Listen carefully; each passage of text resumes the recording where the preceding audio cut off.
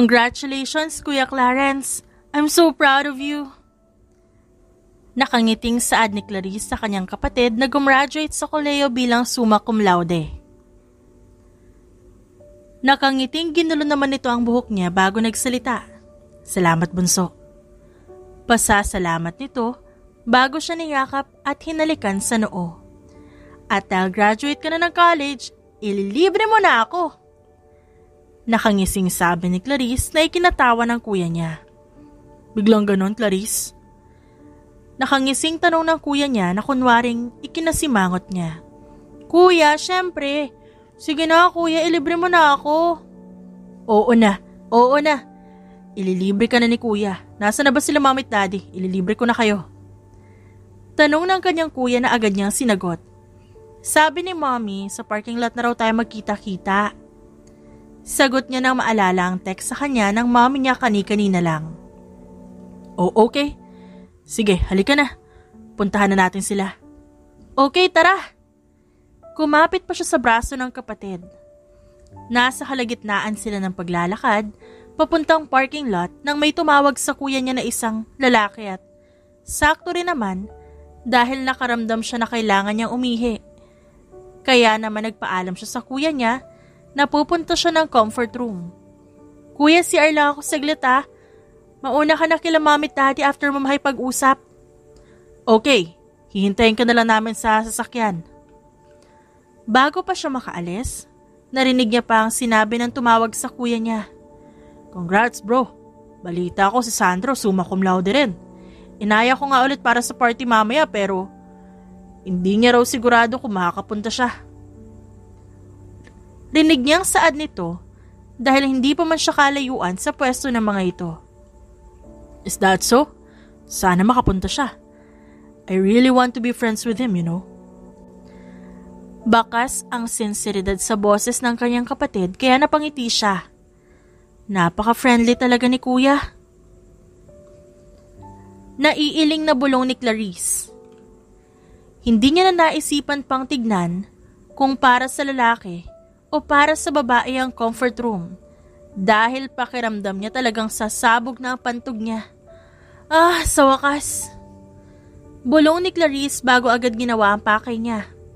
Nang matapos siya, lumabas agad siya ng cubicle at laking gulat niya na men's room pa lang napasukan niya. What the hell, Clarice? Buti na lang walang tao. Mahinang sabi niya sa sarili at bumuntong hininga pa. Saka kinuha ang face powder na nasa bag niya nang maisipan niyang mag-retouch saglit. Ayan, ang ganda-ganda mo talaga, Clarice. Nakangiting sabi niya sa sarili. Ganda, pak. Muling saad niya bago mahinang, sinampal-sampal pa ang kanyang pisngi. Nasa ganon siyang sitwasyon nang makarinig siya ng isang pagtikim, kaya napatigil siya sa kinatatayuan niya. Miss, di ka pa ba tapos? Malamig ang boses na tanong ng kung sino man kaya agad niya itong nilingon. Dahil sa ginawa niyang paglingon, nakasalubong niya ang asul na pares ng mata ng isang lalaki. Nakatayo ito, katabi ng isang pinto ng cubicle na nasa loob ng comfort room. Excuse me? Banyo ito para sa mga babae. Ba't ka nandito? May pagkamataray na tanong niya. Kaya napangisi ang lalaki bago inilibot ang tingin sa loob. Dahil sa ginawa ng lalaki, wala sa sariling inilibot niya rin ang paningin sa loob ng comfort room. Sa kanya napagtanto na mali nga pala siya ng napasukan. Hindi nga pala ladies room ang napasukan ko kundi men's room. Ay, kahit kailan ka talaga, Clarice. Aniya, saka muling napatingin sa lalaki na magsalita ito. Hindi ko alam na ito na pala ang comfort room para sa mga babae ngayon. Sorry, hindi ko rin naman namalayan na mali pala ako na napasukan. Sabi niya, ngunit mababakas pa rin sa kanyang boses ang pagkamataray. Lalo namang napangisi ang lalaki. Talaga? Sa tingin ko dapat nagsusuot ka na ng salamin. Mukhang malabo na yung mata mo. Excuse me? Mataray at medyo malakas ang boses na tanong niya. Saglit namang napaawang ang bibig ng lalaki bago muling napangisi. Saka medyo gumilid na parabang nagbibigay ng daan kaya nagtaka siya. Okay, daan ka na. What? Sabi mo, excuse me. Eh di yan, dumaan ka na. What the hell? For your information, hindi malabo ang mata ko.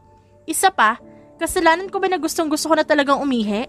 Kaya hindi ko na malayan kung men's room o ladies room ba'y napasukan ko? Diyan ka na nga! Inis na sabi ni Clarice bago nagmamarcha ang lumabas ng comfort room. Narinig niya pa ang mahinang tawa ng lalaki. Ingat, misungit. Bakas ang pang-aasar sa tono ng boses nito. Buisit! Masama na ba magkamali ngayon? Kailangan niyo ba talagang ipamukha sa akin na mali yun na pasukan ko? Nakakahiya. Nakakainis ang lalaking yan. I hate him. Mahina at inis niyang bulong sa sarili. Saka bumalik sa parking lot upang pumunta sa pamilya niya. Clarice, ba't tatagalan ka? Nag-aalalang tanong ng mommy niya sa kanya. Napangiti naman siya bago sumagot. Nag-retouch pa po kasi ako, ma'am. Hindi niya na sinabi ang nangyari sa pagitan nila ng lalaking nakita niya sa comfort room dahil alam niya na maiinis at maiinis lamang siya. Okay, let's go! Matapos siyang yakapin ng kanyang ina, dumako ang tingin niya sa kapatid at sa daddy niya na nakangiti rin sa kanila. Kuya, ililibre mo kami ah! Nakangising saad niya kaya napailing-iling ito. Tumawa na lamang ang kanyang mga magulang. Naku, kaya pala nagtitipid tong si Clarence. Nakontrata na pala ni Clarice. Natatawang pangaasar ng kanilang ama. Tama ka dyan, Dad. Noong 1 linggo pa yan nangungulit. Hay nako, hindi tuloy ako nakabili ng paborito kong milk tea sa pagtitipid. Mukha mo, kuya. Nakita kita kahapon umiinom ng milk tea. Oh, talaga? Ano ulit yun? Tumatawang tanong ng kanyang kuya habang pisilang kanyang ilong. Clarence, bitiwan mo yung ilong ng kapatid mo. Mag-aamok na naman yan mamaya kasi namumula yung ilong niya. Saad ng kanyang mga magulang. Tumawa lang sila. Okay, sige na nga. Pamilya ko kayo pero pinagtutulungan niyo ako. Kunwari ay dismayadong sabi ni Clarice bago sumandal sa upuan niya. We love you, bunso. I love you too, guys. Nakangiting sabi niya kaya napangiti rin ang kanyang pamilya. Hay naku kayo, tara na nga at nagugutom na ako. Iiling-iling na sabi ng mommy niya kapag kuwan, nakaagad naman nilang sinang-ayunan. Okay, tara na. Saad naman ang kanilang ama. Matapos yun, naramdaman niya ang pag-andar ng sasakyan nila papunta sa restaurant kung saan sila kakain. Sa kabilang banda, tipid na napangiti si Sandro habang sinisindihan ng kandila sa tapat ng puntod ng mga magulang niya. Ma, pa, graduate na po ako. Summa cum laude po ako. Unti-unti ko na po naaabot ang mga pangarap natin. Pangako po na magiging isa akong pulis. Nakangiting sabi niya habang nakatingin sa larawan ng kanyang mga magulang. Matapos yun, sandaling natahimik si Sandro bago tipid na napangiti ng may maalala. You know what? May kwento po ako sa inyo. Kanina po, bago ako pumunta dito, may nakaengkwentro akong babae at grabe napakataray niya. Mabuti na lang cute siya, lalo na kapag nagagalit. Biruin niyo po yun, ang tapang niya. Kahit mali naman siya ng pinasukang comfort room. Tapos, kitang-kita ko yung gigil niya sa akin, parang gusto niya akong tirisin. Natatawang dagdag niya nang muling maalala ang babae. Ano kayang pangalan nun ni Miss Sungit? Ay, nako mapa. Sana nandito pa po kayo, no? Para harap-harapan ko po na ikukwento sa inyo lahat. Para maririnig ko po yung isasagot niyo sa akin. Miss na miss ko na po kayo. Pero, kahit na wala po kayo, pangako, tutuparin ko po lahat ng pangarap natin. Kayo po ang inspirasyon ko, mapa. Sana po, masaya po kayo kung saan man po kayo ngayon. Nasa ganoong sitwasyon si Sandro nang makatanggap siya na isang tawag galing sa isang kaklase niya. Hey, bakit? Sandro, pupunta ka ba mamaya sa party sa bahay nila Clarence? Bago pa kasi ang graduation nila, inaaya na siya ng mga ito na dumalo sa party na gaganapin sa bahay ni Clarence Del Pilar. Pero palagi niya sinasabi, hindi siya sigurado. Hindi ako sure kung makakapunta ako. Ganun ba? Pero sana makapunta ka o kaya kahit makahabol. Minsan lang naman to, bro. Napabuntong hininga siya at sandaling nag-isip. Okay, sige, pupunta na ako. You know, okay, sige, ibabalita ko na lang kay Clarence. Matapos nun, ilang oras pang nagtagal si Sandro sa tapat ng puntod ng kanyang mga magulang bago siya nagpasyang umuwi. Sa kabilang banda naman na makauwi sila Clarence at Clarice, hindi niya napigilan ang pagkamangha nang makitang maganda ang ayos ng swimming area nila. Doon kasi gaganapin ang celebration para sa graduation ng kuya niya. Nice, ang ganda. Kuya, is it okay if makikiparty ako sa inyo mamaya? Yes naman, bunso. Basta huwag kang iinom ng alak ah. Kuya, 19 years old na ako. And so? Ano naman kung 19 ka? Still, bawal ka pa rin uminom ng alak. Saad ng kanyang kuya kaya napabuntong hininga na lamang siya. Okay, fine. Basta, makikiparty din ako mamaya ha? Yeah, sure. Sige na, aakyat na muna ako sa kwarto ko. Paalam ng kanyang kuya. Matapos nun, nagpasya na rin siyang pumanhik sa kanyang kwarto upang maghanda sa gaganaping party mamaya. Sa kabilang banda, tipid na napangiti na lamang si Sandro nang makapasok siya sa bahay ni Clarence Del Pilar kung saan gaganapin ang party. Hey, mabutit na hapunta ka. Agad na bati sa kanya ni Clarence nang makita siya nito. Yeah, salamat sa pag-imbita. Konti pa lang ang tao, masyado ba ako maaga? Hindi naman, actually sakto ka lang. Nag-text yung iba, sabi papunta pa lang daw. By the way, since wala pa naman masyadong tao, pasok ka muna sa loob. Introduce kita sa pamilya ko.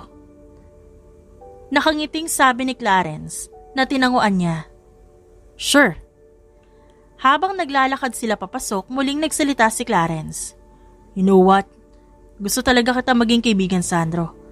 I do really admire your intelligence. Also, pareho tayong gusto maging pulis. Medyo nagulat siya dahil ito pala ang unang tao na nais makipagkaibigan sa kanya. Halos lahat kasi masungit ang tingin sa kanya kaya wala siyang nagiging kaibigan. Kaya naman ngayong merong gusto makipagkaibigan sa kanya, nakaramdam siya ng tuwa. Sure. Pwede naman tayo maging magkaibigan. Gaya mo, hinahangaan ko rin ang katalinuhang taglay mo. Congratulations ka pala, balita ko summa cum laude ka rin. Salamat bro, congratulations din sa'yo. Nang makapasok sila, lihim na namangha si Sandro sa ganda ng bahay nila Clarence. Ililibot niya sana ang paningin nang mahinto ang tingin niya sa hagdan kung saan naglalakad at bumababa ang isang pamilyar na babae. Ito ang babaeng nakainkwentro niya sa comfort room kanina lang. Nakita niya ang gulat sa mga mata nito. Hi, Clarice? Nasa sila mom at daddy? Tanong ni Clarence sa babaeng kabababalang. Clarice, hey bunso, nasa sila mommy? Muling tanong ni Clarence pero hindi ito sumagot. Tila natauhan naman si Clarice, kaya nag-iwas ito ng tingin at napangisi naman si Sandro. Nakita niya na sandali pang nangunot ang noon nito bago tuluyang bumaling kay Clarence. Nasa kwarto pa nila sila mom at daddy kuya. Oh, ganun ba? Sige, ipakikilala ko muna sa iyo ang kaibigan ko. Hey bro, this is Clarice, kapatid ko, bunso namin. Bumaling naman siya sa babaeng nakainkwentro niya kaninang umaga na Clarice pala ang pangalan at kapatid pa ni Clarence. Clarice, siya naman si Sandro, kaibigan ko. Nakangiting pagpapakilala ni Clarence sa kanya. Hey, nice to meet you. May tipid ng ngiting sabi niya kay Clarice, na ilang segundo muna siyang tinitigan bago tinanggap ang pakikipagkamay niya. Nice to meet you too. Agad nitong binawi ang kamay, kaya ang ngiti niya napalitan ng ngisi bago napatitig sa dalaga. Sa kabilang banda, inis na nakagat na lamang ni Clarice ang kanyang labi nang makita niyang nakatitig sa kanya si Sandro. Ito ang lalaki na walang iba kundi ang kinaiinisan niya kanina pa lang. Ang lalaki na kaengkwentro niya sa comfort room. Bunso, may kukunin lang ako sa kwarto Ikaw muna bahala kay Sandro. Kuya!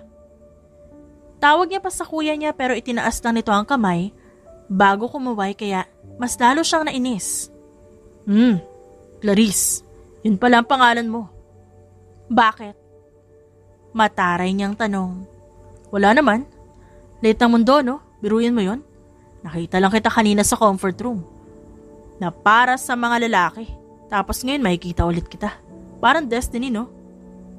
Destiny ka dyan? Hibang ka na ba?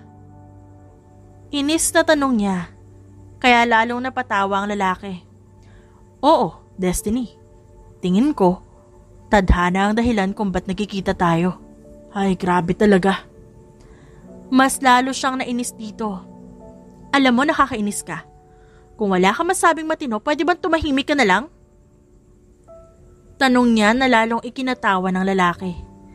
Dahil doon, sinamaan niya ito ng tingin na naging dahilan upang nangingising tumigil sa pagtawa ang lalaki. Okay, sige, tatahimik na ako. Takot ko lang, baka mabugahan mo pa ako ng apoy. Apoy? Ano ako, dragon? Gigil na tanong niya sa lalaki na napanguso na lang bago nagkibit balikat. Nakakainis ka talaga, no? Bahala ka na nga sa buhay mo. Nagmamartsang lumabas ng bahay si Clarice at nagtungo sa pool area kung saan nakikita niyang unti-unting dumarating ang ilan pang kaibigan at schoolmate ng kuya niya. Sa kabilang banda naman, lihim na napangiti na lamang si Sandro habang pinagmamasdan ng papalayong bulto ni Clarice. Cute, pero mataray. Nakangiti at naiiling-iling na sabi niya bago napabaling kay Clarence na hindi niya namalayang nasa tabi niya na pala. Hey, nakita ko umalis si Clarice. Ano nangyari? Wala naman, naasar siguro sa akin. Pagpasensya mo na mabait naman yung kapatid ko. Mataray lang talaga minsan. Nakangiting sabi nito kaya tumango lamang siya. Nandiyan na yata yung iba, tara na sa pool area. Yaya nito, bago sila lumabas ng bahay, upang pumunta sa ginaganapan ng party. Nang makarating sila, nakita nila na medyo marami ng tao at maingay na rin. Hey everyone, thanks for coming, sana mag-enjoy kayo.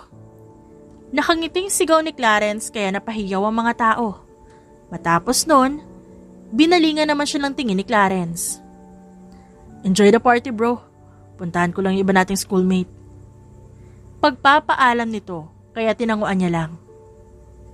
Matapos nun, umalis si Clarence at dahil nga umalis to, nagpa siya na lamang siyang kumuha ng alak. Ganon lang ang ginagawa niya hanggang matapos ang party at magpa siya siyang umuwi. Lumipas ang 1 linggo matapos ang party na yon. Isang araw, maaga pa lamang gising na si Clarice dahil naisipan niyang mag-jogging. O anak, ang aga mo namang nagising. Bala ko po kasi mag-jogging ngayon, ma'am. O siya, sige mag-iingat ka ha.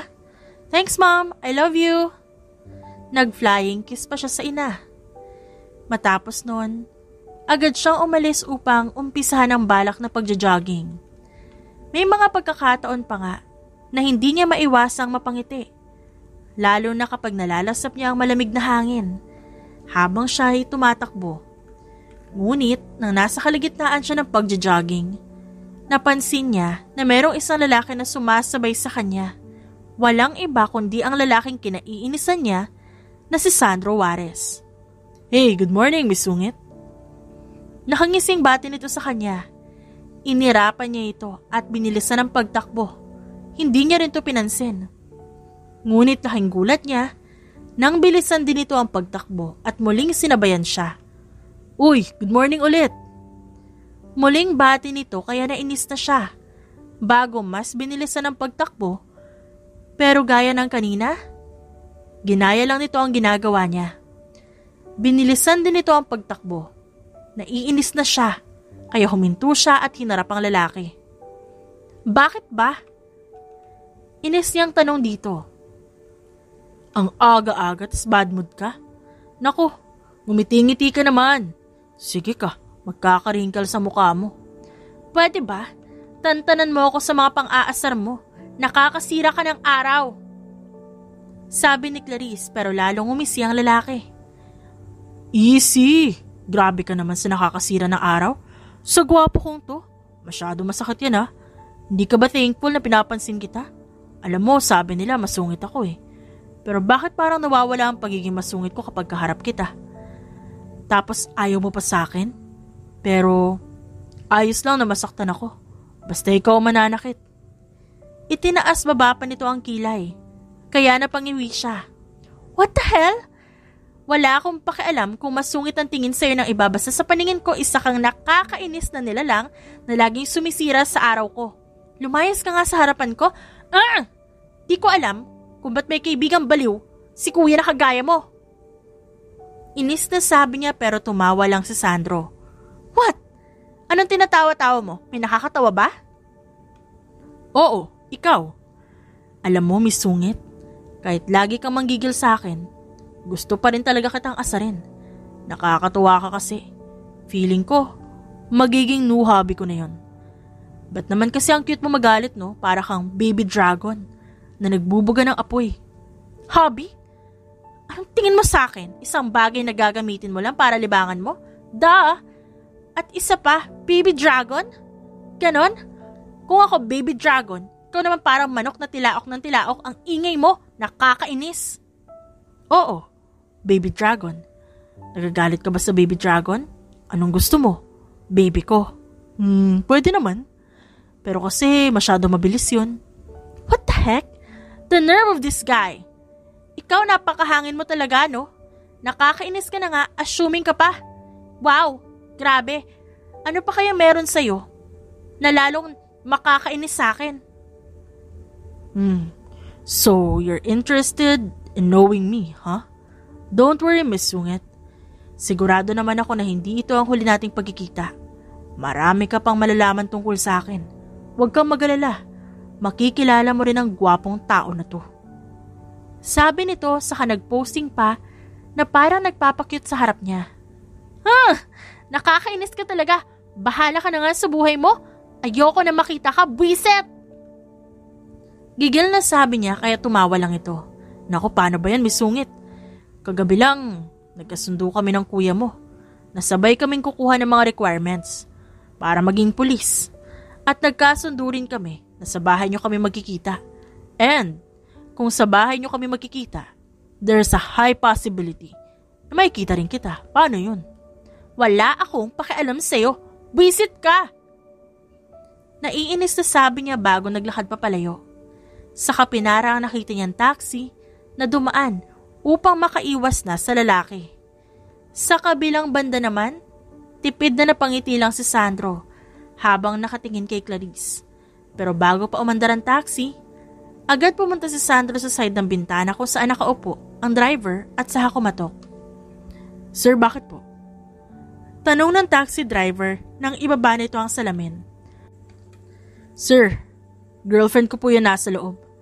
Pakihatid po ng maayos at ligtas sa bahay nila. Kumuha pa siya ng pera sa bulsa niya at inabot dito. Ito po yung bayad niya. Sir, yung bilin ko ah. Ngumiti lang ang driver sa kanya. At habang papalayo ang taxi, nanatiling nakatanaw si Sandro dito. Dahil tinatandaan niya ang plate number. See you later, Miss Sungit. Bulong ni Sandro habang nakatanaw sa taxi kung saan nakasakay ang dalaga. Sa kabilang banda, hindi pa rin nawawala ang inis ni Clarice kay Sandro. I hate him. Anong karapatan niyang sabihin sa driver na girlfriend niya ako? Ang feeling niya. Nang matapos siyang maligo, lumabas siya ng kwarto. Dahil wala siyang maisip na gagawin. Sakto naman na makababa siya, nakita niya ang kanyang kuya na nanonood ng TV sa sala. Bihis na bihis din ito at tila nagpapalipas lang ng oras. Hi kuya, saan punta mo? Hello bunso, ngayon ako kukuha ng requirements. Anyway, ang bilis mo ata mag-jogging, tapos naligo ka agad? Opo kuya, nawalan kasi ako ng gana, but don't worry, nagpahinga naman po muna ako bago naligo. Sagot niya bago kinuha ang remote at saka nilakasan ng konti ang volume nito. Bakit ka naman nawalan ng gana, anong meron? It's because of your friend kuya. Friend? Sino friend? Sandro Juarez po, yung kaibigan mo. Ano naman ginawa ni Sandro? Lihim pa siyang napairap nang marinig ang pangalan nito. Kuya, bakit mo naging kaibigan yun? Bakit naman hindi? Kahit na masungit ang tingin na iba sa kanya, I can sense na mabuting tao siya. Also, I admire his intelligence. Summa cum laude rin siya bunso. Gusto ko talaga siya maging kaibigan. Sagot nito, pero siya napabuntong hininga na lang. Why? May nangyari ba? Kuya, naiinis ako kay Sandro. Mapang-asar siya, kuya. Palagi siyang nang aasar tapos tuwang-tuwa siya kapag naiinis niya ako. Kanina, nakasabay ko siya sa pagja-jogging. Tapos inasar niya lang ako. Tapos nung sumakay ako sa taxi para umuwi, nagsabi siya sa driver na girlfriend niya raw ako tapos siya yung nagbayad ng pamasahe ko. Baka naman concern lang. Concern? Concern ba yung laging nang aasar? Nakakainis naman siya maging concern. Mahinang tumawa ang kanyang kuya. Why? Kuya, seryoso nga. Naiinis talaga ako sa kaibigan mo. Bukod doon, wala na bang ibang ginagawa si Sandro? Umiling naman siya. Wala na po. Talagang pang-aasar lang na kinakainis ko. Ang sarap niya talagang tirisin, kuya. Naku, kung alam mo lang. Gigil na sabi niya. Kaya mas lalo itong tumawa. Bago sila sabay na napabaling sa pinto, nang marinig nilang may kumatok. Oo nga pala, nakalimutan ko sabihin. Pinapunta ko rito si Sandro dahil may usapan kami na sabay kaming kukuha ng requirements. Okay lang kuya. Sinabi niya naman yan sa akin kanina na may usapan kayo. O sige, papapasukin ko muna siya at huwag kang mag-alala. Kakausapin ko siya tungkol sa pang-aasar niya sa'yo. May naglalarong ngiti sa labi na saad ng kuya niya bago tuluyang umalis sa harapan niya bago pagbuksan ang kumakatok. Sa kabilang banda naman, agad na bumati si Sandro sa kaibigan niya nang pagbuksan siya nito ng pinto. What's up, bro? Bati niya kay Clarence. Hey, pasok ka. Nang makapasok sa loob ng bahay, hindi niya pa rin magawang hindi mamangha. Kahit pa, ito na ang ikalawang beses niyang nakapunta dito. Teka, dito ka muna sa sala. Naabutan niya pa ang nakababatang kapatid nito na si Clarice na nanonood ng TV.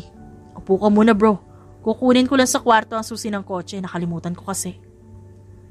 Pumanhik ito patungong second floor, kaya naiwan silang dalawa ni Clarice sa sala.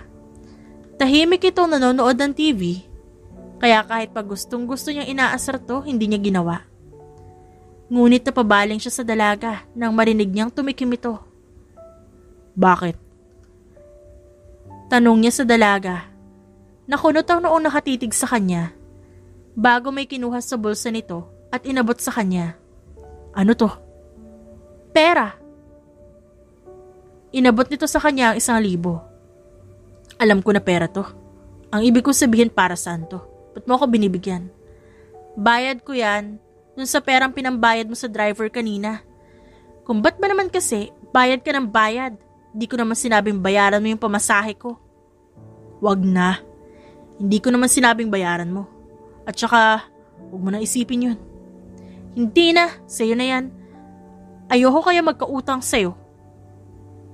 Sabi nito, bago akmang lalakad na, nang bigla itong matisod. Clarice! Gulat na saad niya, bago agad na sinalo ang bewang ng dalaga, bago pa ito tuluyang matumba. Dahilan, upang patagilid itong mapaupo sa kandungan niya. Ayos ka lang ba? May masakit sa'yo? Ayos na ako. Mahinang saad nito, bago napatingin sa kanya, kaya nagtama ang mga mata nila. Sigurado ka? Sigurado ka? Pil yung tanong niya dito kaya sumama ang tingin nito. Oo nga, ang kulit mo naman. Clarice, tanong ko lang, bakit ba inis na inis ka sa akin? Nagtataka ka pa. Pwede ba, Sandro? Bago mo ako tanungin ng ganyang katanungan, tanungin mo muna ang sarili mo kung ano ba yung ginagawa mo na nagiging dahilan para mainis ako sa'yo. Wala naman akong ginagawang masama sa'yo, Clarice. It's just that, sa tuwing kakausapin kita palagi kang inis sa akin, tapos mauuwi sa away. Naiinis ako sa'yo, Sandro. Palagi kang nang aasar. Simula pala na makita ka sa comfort room, kumukulo na agad yung dugo ko sa'yo. Dahil palagi mo sinasagad yung pasensya ko. Napabuntong hininga na lang si Sandro. Then, anong gusto mong gawin para hindi ka na mainis sa akin? Gagawin ko. Nakita niya naman ng ilang beses na paglunok ng dalaga. Itigil mo na yung pang-aasar sa akin at huwag kang didikit sa akin. Sagot nito, natipid niyang ikinangisi bago tumayo mula sa pagkakaupo. At saka, seryosong naglakad palapit sa dalaga na agad namang napaatras. Anong ginagawa mo? Sandro, tumigil ka nga. Clarice, alam mo ba kung anong ibig sabihin ng dikit? Tanong niya na ikinaiwas ng tingin ni Clarice bago nagpatuloy sa pag-atras hanggang sa wala na itong maatrasan dahil pader na ang nasa likuran nito. Dahil doon, tinawid ni Sandro ang kanilang distansya at saka hinapit ang bewang ng babae. Sandro! Saway nito kaya napangisi siya. Clarice, ito ang sinasabi mong dikit. Ginawa ko ba sa'yo to sa tuwing nagkikita tayo, ha? Hindi. Ngayon lang. Ngayon lang dahil gusto ko ipaalam sa'yo ang kahulugan ng sinasabi mo. Bitiwan mo ako. As you wish, misungit. Nakangising sabi niya bago naglakad palayo sa babae. Saka umupo sa sofa kung saan siya nakaupo kanina. Nang makaupo siya, muli niyang binalingan ang tingin ng dalaga na masama ang tingin sa kanya. I hate you. Saad nito bago umalis sa kanyang harapan. Matapos nun, sakto namang bumaba ang kuya nito. Saka sila nagpasyang umalis. Sa kabilang banda, hindi napigilan ni Clarice ang sarili na ibalibag ang mga una niya sa inis kay Sandro. Buisit! Nakakainis! Inis na sabi niya bago pabagsak na nahiga sa kanyang kama at saka hinayaan ang sarili na tangayin ng antok. Lumipas pa ang ilang mga buwan hanggang sa umabot ng ilang taon.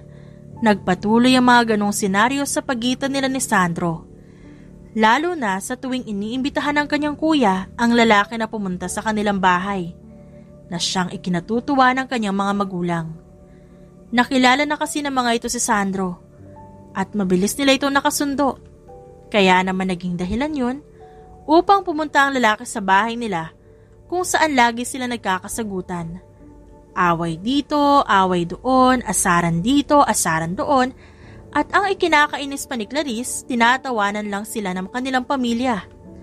Hanggang sa isang araw, nagulat na lamang siya ng seryoso itong lumapit sa kanya. Nasa bahay kasi nila ang lalaki, dahil inimbitahan ito ng mga magulang niya. Hey, pwede ba kita makausap? Sandro, bakit? You know what, Clarice? Nung una kita makita, I did really find you cute. Sa totoo lang, hindi ko inakala na magkikita pa tayo ilang oras matapos yon. Hindi ko rin inakala na kapatid ka ng kaibigan ko. Alam mo, sa totoo lang, ni minsan hindi ako nainis sa'yo. Nanlaki naman ang kanyang mga mata sa sinabi nito. Seryoso ka ba? Palagi ka kayang naiinis sa akin. Kaya nga lagi mo ako inaasar, di ba? Nakangiting napailing-iling naman ito. Ang totoo, Clarice, yung mga ginagawa ko, kaya ako ginawa yun dahil gusto kita. Inaasar kita. Dahil yun ang laging naiisip kong paraan para mapansin mo ko. Seryosong sagot nito. Nagulat naman siya. Ako? Gusto mo ako? Teka, paano? Kailan? Ba't ako? Sa mga sandaling yon hindi alam ni Clarice kung bakit nararamdaman niya ang malakas na pagkabog ng kanyang dibdib. Bakit di ikaw? Pero paano mo ako nagustuhan? Kailan? Seryoso ka ba? Hindi ko alam kung kailan. Hindi ko alam kung paano. Ang tanging alam ko lang nagising na lang ako na gusto kita. Gustong gusto kita. At oo, Clarice, seryoso ako. At kung hahayaan mo ako, liligawan kita. At ipaparamdam ko sa iyo ang tunay na nararamdaman ko. Hindi ko alam, Sandro. Sagot niya, dahil yun ang totoo. Nagulat siya sa pag-amin nito. Bukod doon, yun ang unang beses na nag-usap silang dalawa na hindi nag-aasaran o nag-aaway. Kaya hindi niya alam kung paano pakikitunguhan ang lalaki. It's fine, Clarice. Hindi mo kailangang i-pressure ang sarili mo. I will do everything for you. Gagawin ko ang lahat para mapatunayan sa'yo at sa pamilya mo na seryoso ako sa'yo. Marahang sabi nito habang malamlam ang mga matang nakatingin sa kanya. Wala kang aasahan sa akin, Sandro. Sabi ni Clarice na ikinangiti ng lalaki. Ayos lang. Di pa rin ako susuko.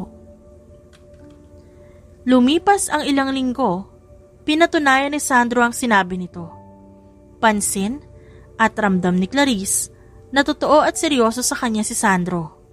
Bukod doon, nalaman niya rin na matagal na palang alam ng pamilya niya na gusto siya ng lalaki. At sa loob din ng mga linggong yon, hindi sila nag-aaway ni Sandro. Ngunit, nanatili pa rin ang paminsan-minsan nilang pag-aasaran. Hey, may balita ako sa'yo. Masayang salubong sa kanya isang araw nang manliligaw niyang si Sandro. Naka-police uniform pa ito. At hindi niya maiwasang punahin ang kagwapuhang taglay ng lalaki. Halata kasi sa uniform na suot nito ang pagiging makisig at ang maganda nitong pangangatawan. Ano yun? Guess what? Na-promote ako. Police officer 2 na ako. Wow! Congratulations, Sandro! Salamat, Clarice. Teka, may bibigay ako sa'yo. Kapag kuwan, may inilabas itong isang sketchpad at mga kagamitan ng pagguhit. Para sa akin to? Tanong niya habang nagniningning ang mga matang nakatingin sa mga drawing materials na binigay nito. Yes, napansin ko kasi na kinakahiligan mo yung pagguhit kaya binilhan kita.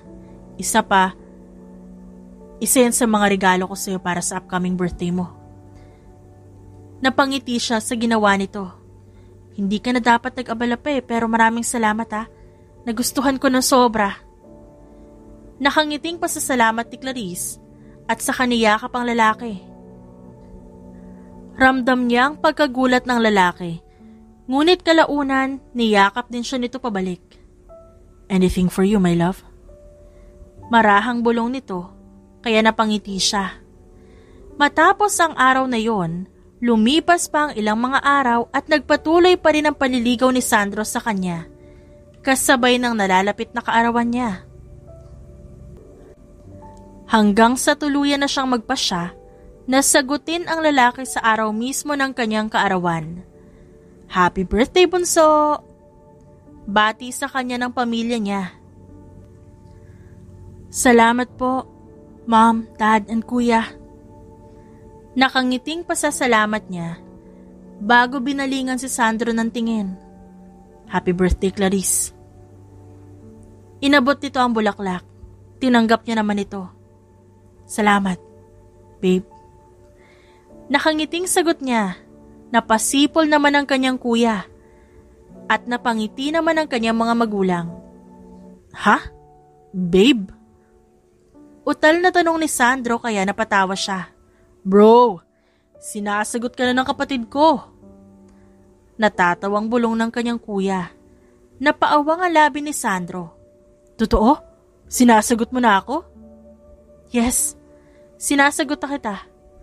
Boyfriend na kita at girlfriend mo na ako. Sabi niya, kaya sinugod siya nito ng yakap at hinalikan sa noo. Thank you. Thank you so much. Thank you, Clarice. Ikaw may birthday pero akong binigyan mo ng regalo.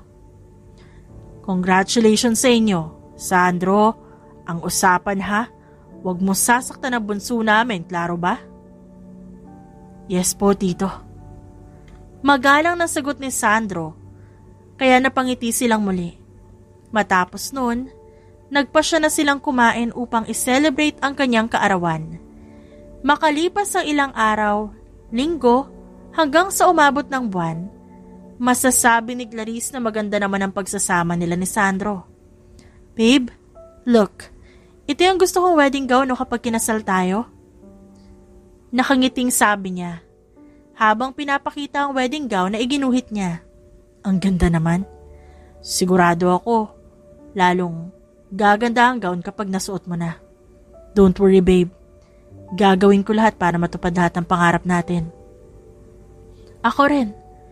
Gagawin ko ang lahat para matupad ang pangarap natin. Sad ni Clarice, bago hinalikan ng kanyang kasintahan. By the way, may ginawa rin ako para sa'yo. Tignan mo, for sure bagay na bagay sa'yo to. Ang galing naman gumuhit ng mahal ko. Tapos, mapagmahal pa. Ang swerte ko naman. I love you, babe. Nakangiting sabi ni Clarice na naging dahilan upang kalasin ni Sandro ang pagkakayakap sa kanya. Saka siya tinitigan ng seryoso sa mga mata. Mahal din kita, Clarice. Mahal na mahal. Sincero at seryosong sabi nito bago siya siniil ng halik sa labi na agad niya namang tinugon.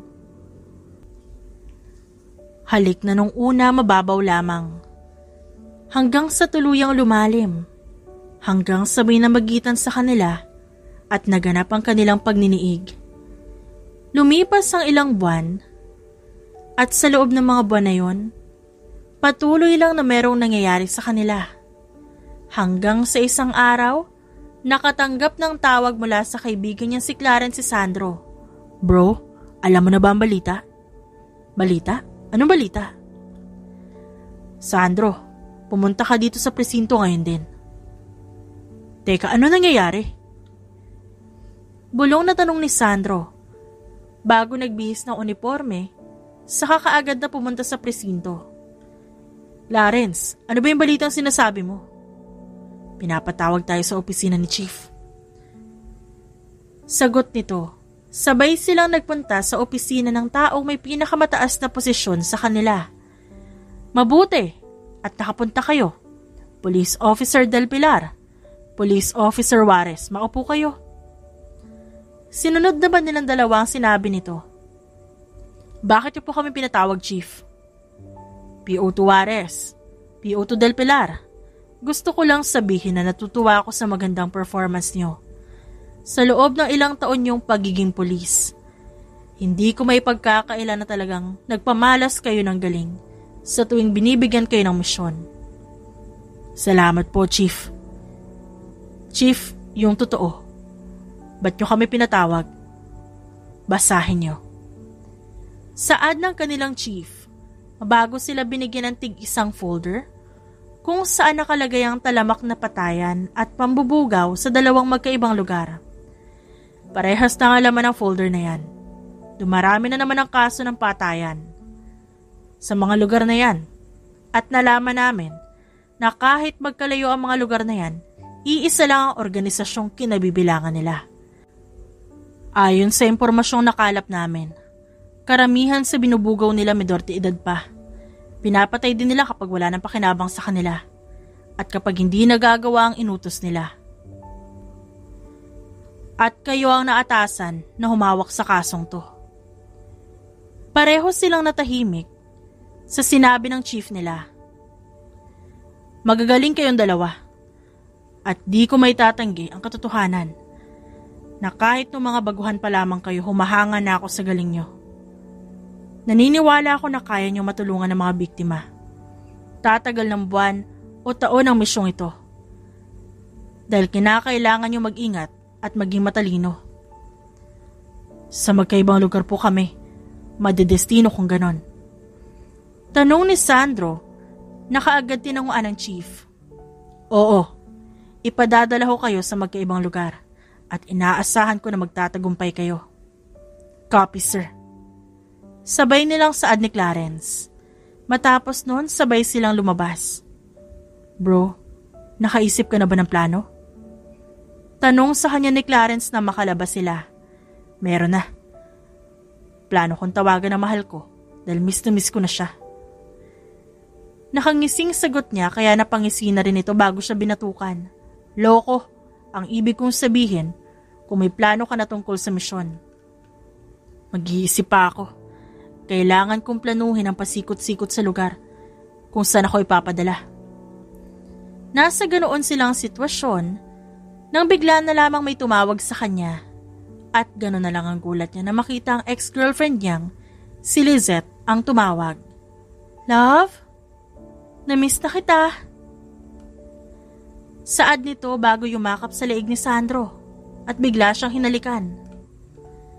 Ngunit na makabawi siya, agad niyang inalis ang pagkakayakap nito sa kanya. What the hell? Why? Hindi ka ba masaya na makita ako? Bakit? Kasiya-siya ba na makita ka? Oh, masungit ka pa rin I like it. Mas lalo kitang na-miss. Clarence, she's nothing. Ang kapatid mo lang ang mahal ko. Tipid nang initian siya ni Clarence at tumango. I know that. May tiwala ako hindi masasaktan ang kapatid ko. Pero sa babaeng yan, wala. Yes, ako nang bahala dito. Hindi ko alam ang rason kung paano niya nalaman kung nasan ako. Matapos nun, hinarap niyang muli ang ex-girlfriend niya. Is that Clarence Del Pilar? Ang gwapo niya, parang ikaw. Narinig ko na may girlfriend ka na raw. At yun ay walang iba kundi ang kapatid ni Clarence, si Clarice. Alam niya ba na ex mo ko? Yes, alam niya. Lahat ng paluloko mo sa akin alam niya. At alam ko may bala ka masama, Lizette. Wag na wag mong susubukang saktan si Clarice dahil ako ang makakalaban mo. Mariing sabi ni Sandro. Kaya nawala ang ngisi ng babae. Nakita niya rin ang takot na rumihistro sa mukha nito. Ilang buwan na din sila magkasintahan ng ex-girlfriend niya noon.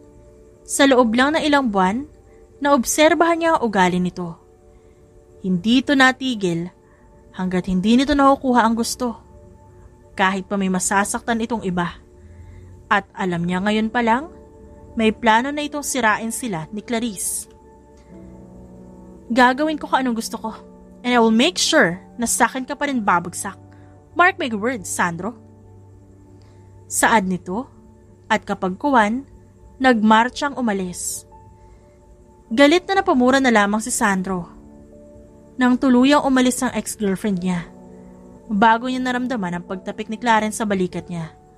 Calm down, bro. Matapos noon, nagpa siyang tawagan ng kanyang kasintahan. Upang sabihin dito ang misyon na ibinigay sa kanya. Kaagad naman siya nitong sinuportahan. Sa kabilang banda, ilang araw matapos ang pangyayari, abala si Clarice sa pamimili ng damit sa isang butik nang merong bumangga sa kanya. Oops, sorry! Matinis ang boses ng isang babaeng bumangga sa kanya. Agad niya itong nilingon at di niya mapigilan ng mapairap nang makita na ex-girlfriend to ni Sandro. Kilala niya ito. Alam niya ang panlolokong ginawa nito sa boyfriend niya. Apology accepted. May nang aasar ng ngiting sabi ni Clarice bago talikuran ng babae. Ngunit napasinghap siya nang hilahin ito ang kanyang buhok. What the hell is your problem?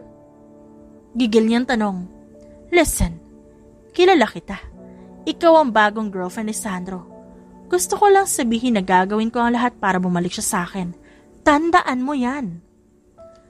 Nakangisi nitong sabi. Napangisi din siya bago mariing hinawakan ang kamay nito. Sa kapabalya tong tinula kaya natumba to. Sa tingin mo ba may pakaalam ako sa'yo? Ipapaalala ko lang sa'yo. Kahit lumuha ka pa ng dugo, hindi ka babalikan ng boyfriend ko. Mariing niyang sabi bago nilagpasan ng babae. Sinadya niya pang sagiin ito kaya nainis ito. Oops, sorry. Maarting sabi niya bago nagpatuloy sa paglabas sa butik. Sa totoo lang, hindi talaga nabahala si Clarice sa banta nito. At matapos ang araw na yun, maayos at masaya pa rin ang naging relasyon nila ni Sandro. Hanggang sa tuluyang umalis si Sandro, pati na rin ang kuya niya upang gawin ang mga misyon nito. Nalaman niya na iisa lang ang misyon ng mga ito. Magkaiba nga lang ang lugar. Babe, miss na kita. Agad na sabi ni Clarice. Isang araw, nang tawagan niya ang kasintahan. Me too, babe. Miss na kaagad kita. Sagot nito na ikinangiti niya bago muling nagsalita upang magkwento rito. Halos nasa 10 minuto na silang magkausap nang makaramdam siya ng pagkahilo at kagustuhang sumuka. Babe, ibababa ko muna yung tawag, ayos lang ba? Tanong niya rito. Sandali itong natahimik bago muling nagsalita. Ganun ba? O sige babe, aasikasuhin ko rin muna yung misyon na inaata sa akin. Nang maibaba niya ang tawag, muling niyang naramdaman ng hilo, kasabay ng pagduduwal. Agad naman siyang tumakbo patungong banyo upang doon sumuka. May nakain ba akong panis? Aniya, bago nang hihinang napasandal sa banyo. Ang akala ni Clarice nung una ay may nakain lang siyang panis o di kaya hindi sakto para sa kanyang tiyan. Ngunit nabahala siya nang maobserbahan na sa loob ng 3 linggo, halos araw-araw siyang nakakaramdam ng hilo at pagsusuka. Napansin din yun ng mga magulang niya, lalo ng kanyang mommy, kaya hindi na siya nagulat na isang araw binigyan siya nito ng ilang piraso ng pregnancy test kit. Mom, hindi po ba kayo magagalit? Kabadong tanong niya sa mommy niya. Anak, ano man ang resulta, hindi magbabago ang tingin namin sa'yo. Nandito lang kami. Nang matapos siya, napahagat labi na lamang siya habang hinihintay ang resulta. At nang makita niya to, hindi niya napigilan ang mapaluha. Buntis ako. Magiging mommy na ako. Umiiyak na sabi ni Clarice dahil sa sayang nararamdaman niya. Clarice, kumusta? Mommy, I'm pregnant. I'm pregnant po. Ngumiti ang kanyang mommy at niyakap siya. Masaya ako para sa iyo, anak. Maya-maya pa, nagpa siya si Clarice na tawagan si Sandro upang ibalita dito ang pagbubuntis niya. Ngunit nakakailang tawag na siya, hindi pa rin sumasagot ang kanyang kasintahan. Sandaling tumigil si Clarice sa pagkontak kay Sandro nang makatanggap siya ng isang mensahe na naglalaman ng ilang video. At nagplay ang video kung saan nakita niya si Sandro kasama ang ex-girlfriend nito si Lisette na mapusok na naghahalikan. Maliban pa ron, may mensaheng muling sumunod na agad niyang binasa. Hey Clarice, siguro naman nakita mo na yung video, no? Well, gusto ko lang sabihin sa'yo na hindi totoong nasa misyon si Sandro. Sinabi niya lang sa'yo para makasama ako. Bye, loser. Gigil na basa niya sa text message. Matapos nun, agad na hinanap ni Clarice ang number ni Sandro upang i-texto. I'm breaking up with you. Gigil na text niya doon bago binlock ang number nito. Anak, sigurado ka ba sa desisyon mong yan? Tanong ng kanyang mommy. Napabuntong hininga siya bago tumango. Opo, mommy. Palalakihin ko po mag-isa ang anak ko. Makalipas ang ilang buwan, nagpatuloy ang pagbubuntis ni Clarice at hindi yun naging madali. Lalo pa, nang malaman nila na quadruplets ang dinadala niya. Kinakailangan na magdoble ingat dahil masela ng pagbubuntis niya. Bukod doon, wala na rin siya naging balita pa kay Sandro. May mga pagkakataon na sa tuwing kakausapin siya ng kanyang pamilya, babanggitin nito ang pangalan ng dating kasintahan niya, ngunit agad niyang iniiba ang usapan. Nagpatuloy ang ganong senaryo hanggang sa tuluyang dumating ang araw na ipinanganak niya ang kanyang mga anak. Naluluha siyang nakatingin sa mga ito. My angels, mahal na mahal ko kayo. Wow, bunso, ang cute naman ng mga pamangkin ko. Sus, nagtaka ka pa kuya. Tignan mo na lang ang mukha ko. Hoy, ipapaalala ko lang sa'yo, mas lamang ang features ni Sandro. Huwag mo na nga ipasok sa usapan ng lalaking yun, kuya. Clarice, ba't di mo subukan kausapin si Sandro? Ba't di mo subukan pakinggan ang paliwanag niya? Gusto mo ba malaman ang pangalan ng quadruplets, kuya? Pag-iiba niya ng usapan, kaya napabuntong hininga ang kapatid niya. Ipinakilala niya ang mga bata sa kanyang kuya, sina Sandria, Sandy, Claudine at Cloud. Maganda nga. Bagay na bagay sa kanila. Matapos ang araw na yon, naging maayos naman ang pag-aalaga niya sa kanyang mga anak. Hindi madali. Pero dahil tinutulungan siya ng kanyang pamilya, nagagawa niya naman. May mga pagkakataong napapaiyak na lamang siya. Dumarating siya sa puntong gusto niya na lang sumuko. Ngunit sa tuwing naaalala niya ang mga bata, nagkakaroon siyang muli ng pag-asa. Hanggang sa tumuntong ng 5 taon ang kanyang mga anak. Mommy, Mommy! Sabik na sabi ng mga ito habang tumatakbo palapit sa kanya. Isang araw, nang makauwi siya galing sa butik na pagmamay-ari niya. Hello mga anak! Hi Mommy, pasalubong po. Bibong tanong sa kanya ni Sandria.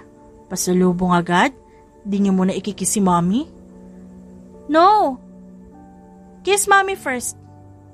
Agad na sabi ng nag-iisang anak niyang lalaki na si Cloud. Love you, Mommy. I love you too, mga angels ko. Oy, mukhang naglalambingan ng mag-iina. Uncle, dito na po si Mommy. Nakangiting sabi rito ng kanyang anak na si Sandria. Tumawa naman silang magkapatid. Ano kayang pasalubong ng mommy niyo? Malos! Sabay-sabay na sagot ng mga bata, kaya natawa silang muli. Kuya, nasan nga pala sila mama at dad? Kapag kuway, tanong ng kapatid niya. Nandoon sa kusina, naglalambingan, sakit nga sa mata. Di man lang naisip ang single nilang anak. Nagdadramang sagot ng kapatid niya. Papasok ka na kuya? Nope, kakauwi ko lang. Kuya, may nakalimutan akong bilhin bago umuwi. Pwede bang pakitignan muna yung mga bata? Bibili lang ako ng sketchpad, naubusan na kasi ako eh. Sure, sige mag-ingat ka. Sabi ng kuya niya. Napangiti siya bago bumaling ng tingin sa mga anak niya. Naabala sa pagkain ng pasalubong. Mga anak, aalis lang ulit si Mommy saglit, okay? May kailangan lang akong bilhin. Behave lang ulit kina Mommy, Daddy Lo at Uncle, okay? Sabay-sabay naman na tumango ang mga bata. Yes, Mommy? Sabi pa ni Claudine bago siya sinubuan ng marshmallow na may chocolate sa loob. Yan, kain ka po ng marshmallow, Mommy, para may energy ka po at para safe ka po. Cute po, Mommy. Tumatawang saad ni Cloud, na ikinahagikik naman ng mga kapatid nitong babae. Nangunot ang noo niya dahil sa pagtawa ng mga anak, ngunit hindi niya na lamang yun pinansin. At saka muling bumaling sa kuya niya na halatang nagpipigil ng tawa habang nakatingin sa kanya bago may ibinatong towel sa kanya. Oh, punasan mo yung mukha mo. Pinagtitripan ka ng mga anak mo. Kuya, alis na ako Kapag kuwan ay paalam niya. Matapos nun, agad na umalis si Clarice upang bumili ng sketchpad. Habang nagdadrive siya papunta sa mall, meron siya nakitang batang namamalimos. Iginilid niya ang sasakyan upang lapitan to. Nang malapit na siya sa mga ito, nagulat na lamang siya nang may lalaking lumapit sa kanya sa kasapilitang may ibinigay na bag sa kanya bago tumakbo papalayo. Sir! Yung bag mo, sir! Sigaw na tawag niya pa sa lalaki, ngunit nagpatuloy lang ito sa pagtakbo. Anong meron sa kanya? Tanong ni Clarice sa sarili, bago itutuloy na sana ang pagpunta sa mga batang namamalimos, nang biglang may babaeng nagpunta sa harapan niya kasunod ng mga pulis. Siya po! Kasabot siya na magnanakaw! Magnanakaw tong babaeng to! Ninakaw niya ang bag ko! Sunod-sunod na sabi nito kaya napakunot ang noon niya. Teka, miss, ano sinasabi mo? Wala akong ninakaw. Sir, siya po ang magnanakaw. Nakakahiya, mukha pa namang mayaman tas magnanakaw pala. Ngunit gano'n na lang ang pagkatigil niya. Nang pagharap niya sa mga pulis, nakasalubong niya ang mga mata ng dating kasintahan na si Sandro. Seryoso itong nakatingin sa kanya. At di nakatakas sa paningin niya ang bahagyang pagngisi nito. Iniwas niya ang tingin sa lalaki, bago bumaling sa babaeng, nagsasabing magnanakaw siya. Miss, hindi nga ako magnanakaw. Miss, sumama ka na lang sa amin sa presinto. Rinig niya ang sabi ni Sandro bago niya naramdaman ang paghawak nito sa kanyang braso. Ako na ang bahala sa kanya. Papunta sa presinto. Saad nito sa kasamahan, bago siya marahang pinasakay sa police mobile na nakaparada malapit sa sasakyan niya. Hindi nga ako nagnakaw, Sandro. Talagang naniniwala ka na nagnakaw ako? Kailangan kitang dalhin sa presinto. Huwag kang mag-alala. Mananatili kang inosente hanggat di napapatunayan na ninakaw mo ang bag na yan. Yes! Thank you! May CCTV camera naman sa lugar na yon. Wait, paano yung sasakyan ko? Ang mga kasamahan ko na ang bahala doon. After this, mag-uusap tayo, Clarice. Mag-uusap? Tungkol saan? Tungkol sa atin. Hinayaan kita ng halos 6 na taon. Matapos mo makipaghiwalay sa akin na hindi ko alam ang dahilan. At ngayon nakita na kita. Hindi ko hahayaan na mawala ka ulit sa akin. Sa atin? Sandro, hibang ka na ba? O baka naman nauntog sa padariang ulo mo kaya nakalimutan mo ang panlulokong ginawa mo sa akin? Inis na tanong niya sa lalaki. Kumunot ang noon nito. Panluloko? Clarice, kahit kailan di kita niloko. Talaga, Sandro? Kitang-kita ko ng 2 mata ko kung paano kayo naghalikan ni Lizette. At isa pa yung mission mo. Kailangan mo pa ba talagang magsinungaling na may mission ka para maloko mo ko? Tanong niya na ikinaigting ng panga nito. Clarice, may misyon talaga ako. Hindi kita niloko. Yung video, hindi ko alam kung ano sinasabi mo, Clarice. Ni minsan hindi pumasok sa isip ko na lokohin ka. Sinungaling. Gusto mo bang malaman na nangyari? I was about to tell you. My pregnancy. Pero nakatanggap ako ng ganong mensahe. Pregnancy? Buntis ka, Clarice? Nabuntis kita? Nasaan ang mga anak natin? Sunod-sunod na tanong nito at nakita niya ang paghigpit ng hawak nito sa manibela. Bago iparada ang sasakyan, nang tuluyan sila makarating sa presinto, mag-uusap tayo, Clarice. Matapos nun, sabay silang pumasok sa loob ng presinto. Nakakuha na ba kayo ng copy ng CCTV? Kaagad na tanong ni Sandro sa mga kasamahan niya na tumango bago pinlay ang video sa isang laptop. See? Miss, hindi po ako magnanakaw. Hindi napigilang sabi ni Clarice habang nakatingin sa babaeng nagbintang sa kanya na ngayon, nakayuko na lamang. Pasensya na, miss. Akala ko kasabot ka nung humablot sa bag ko eh. Napabuntong hininga siya. Ayos lang. Sana hindi na to maulit pa. Sabi ni Clarice bago nilingon si Sandro na naabutan niya pang seryosong kausap ang mga kasamahan nito bago muling naglakad papunta sa kanya. Pwede na ba akong umuwi? Mag-uusap muna tayo, Clarice. Saad ng lalaki bago siya marahang hinawakan sa braso, saka iginiya palabas ng presinto, saka siya pinasakay ng sasakyan. Clarice, ipapaliwanag ko sa iyo lahat. Totoong may misyon ako. Kami ng kuya mo. Pero magkaibang lugar kami. Hindi ako nagsisinungaling sa'yo. Isa pa yung tungkol sa video na sinasabi mo wala akong alam dun. Pero sigurado ako na planado lahat yun ni Lizette. Ilang araw na nawala ang cellphone ko. Habang nasa misyon, Nagulat na lang ako nang biglang sumulpot si Lizette sa lugar kung nasan ako. Hindi ko alam kung paano niya nakuha ang cellphone ko. Pero nang ibalik niya sa akin yon, nakita ko na lang na may text ka kung saan nakikipaghiwalay ka sa akin. Matapos nun, sinubukan kitang tawagan kaso hindi na kita makontak. Tinanong din kita sa kuya mo. Pero ang sabi niya lang, nasa maayos kang kalagayan. Kampante naman ako na maayos ka. Pero gustong gusto pa rin kita makausap. Pero hindi ako nagtagumpay. Napaawa ang labi niya sa sinabi nito. Clarice, di kita niloko. Isa pa, nang matapos ang misyon, nalaman namin na kabilang pala si Lisette sa mga miyembro ng organisasyong kailangan naming mahuli. Napagtanto ko rin na kaya siya bumalik dahil natunugan niya, pati na mga kasamahan niya, na may plano kami para mahuli sila. Clarice, mahal na mahal kita. Ni minsan, hindi pumasok sa isip ko na lokohin ka. Sandro, hindi ko alam. Naniwala ako. Video yun eh. Video na naghahalikan kayo. It was edited. Babe, it's fine.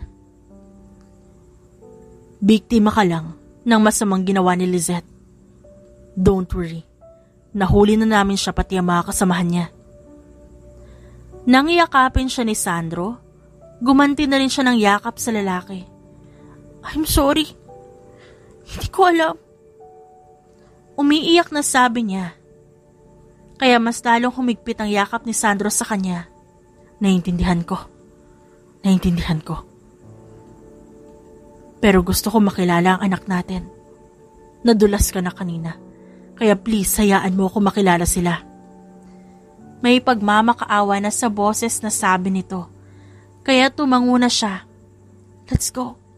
To my parents' house. Doon kami nakatira ng mga bata. Mga bata? Kambal ba ang anak natin? May ngiti sa labi na tanong ni Sandro na ikinatawa niya. Quadruplet sila, Sandro. Ito ang phone ko.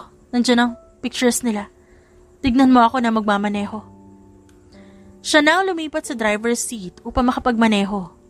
Matapos nun, kaagad silang nagtungo sa bahay ng mga magulang niya. Kasama si Sandro, kung saan nakatira ang kanilang mga anak. Tahimik lang sila habang nasa biyahe. Ngunit paminsan-minsan sinusulyapan siya ni Sandro na abala sa pagtingin ng mga pictures sa cellphone niya. Ganun na lang ang nangyari hanggang sa tuluyan sila makarating sa bahay ng mga magulang niya. Mommy! Muling salubong sa kanya ng mga bata. May visitor ka po, Mommy? Mahinang tanong sa kanya ni Cloud kaya napangiti siya. Nakita nito ang lalaking kasunod niya. Visitor natin siya, anak. Nakangiting sagot niya bago nilingon si Sandro na nakita niyang naiiyak na. Mga anak, may sasabihin ako sa inyo. Diba matagal niyo nang tinatanong sa akin ng daddy niyo? Daddy's here na po. Tapos na po work ni daddy. Sabi na love tayo ni daddy. Yay, nandito na si daddy. Mga anak, siya ang daddy niyo.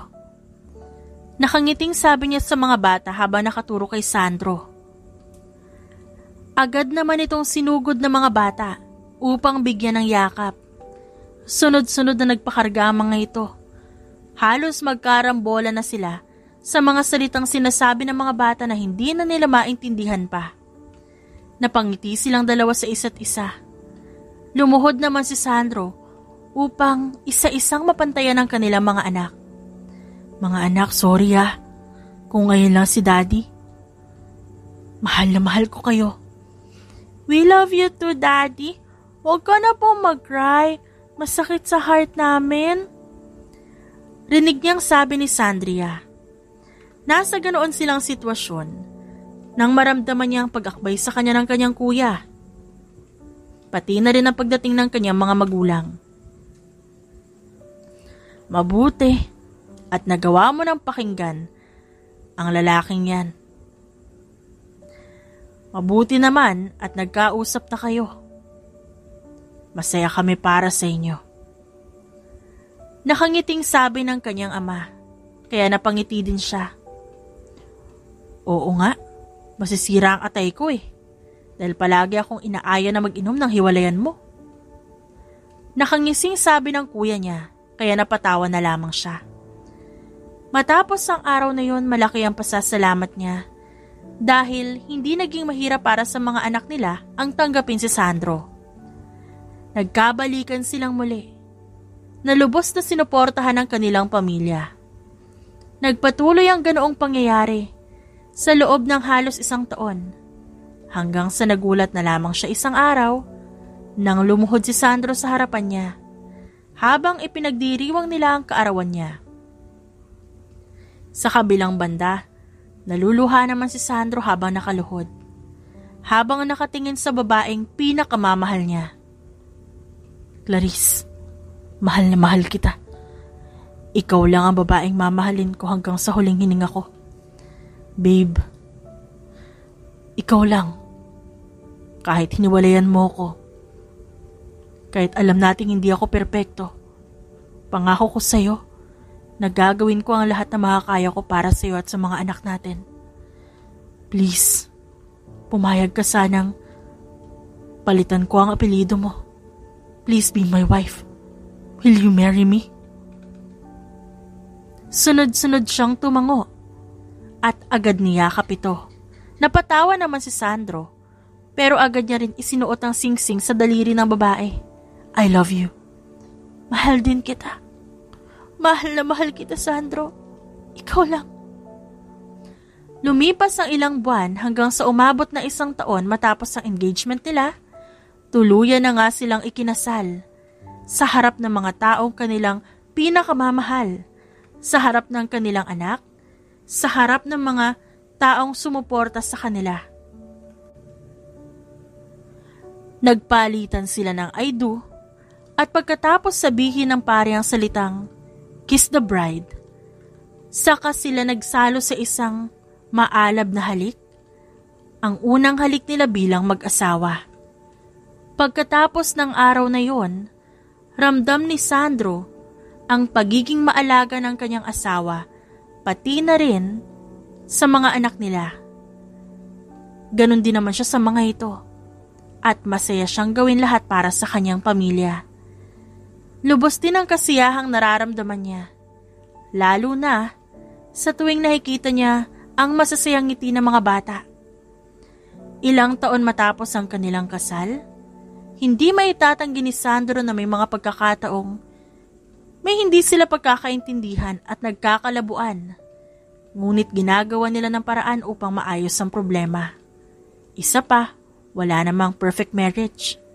Lahat naman dinadaan sa maayos na usapan at maayos na pagsasama. Happy anniversary, babe. Nakangiting niyakap siya nito mula sa likuran. Isinandal naman niya ang kanyang ulo sa dibdib ng lalaki. Happy anniversary. I love you. Kinuha namang pagkakataon ni Sandro yon upang halikan siya. Tumugon naman siya doon. Hinawakan pa siya ni Sandro sa kanyang bewang at hinapit palapit. Ang pili mo talaga kahit kailan, ha? Tawagin mo na nga mga bata, kakain na tayo. Kapag kuwanay sabi nito, na agad niya namang sinunod. Kids, pumunta na kayo dito, kakain na. Sa isla kasi nila naisipang ipagdiwang ang wedding anniversary nila. Kaya naman, nakawilihan ng kanilang mga anak ang pagbuo ng sandcastle. Tuwang-tuwa ang mga bata nang makita ang kanilang pagkain. At habang kumakain sila, pinagmasdan ni Sandro ang kanyang masayang pamilya. Masaya siya sa kabila ng mga pinagdaanan nila ng kanyang asawa. At sa bandang huli sila pa rin na nagkatuluyan. Ang relasyon nila hindi perpekto. At sa paglipas ng panahon, sa kabila ng mga ganoong pangyayari, mas lalo pa nilang naramdaman ang tindi ng pagmamahal na meron sila sa isa't isa. Bukod doon, sinisikap nilang gawin ang lahat upang mapalaki ng maayos sa mga bata at maging mabuting modelo para sa kanilang mga mahal na anak. The end.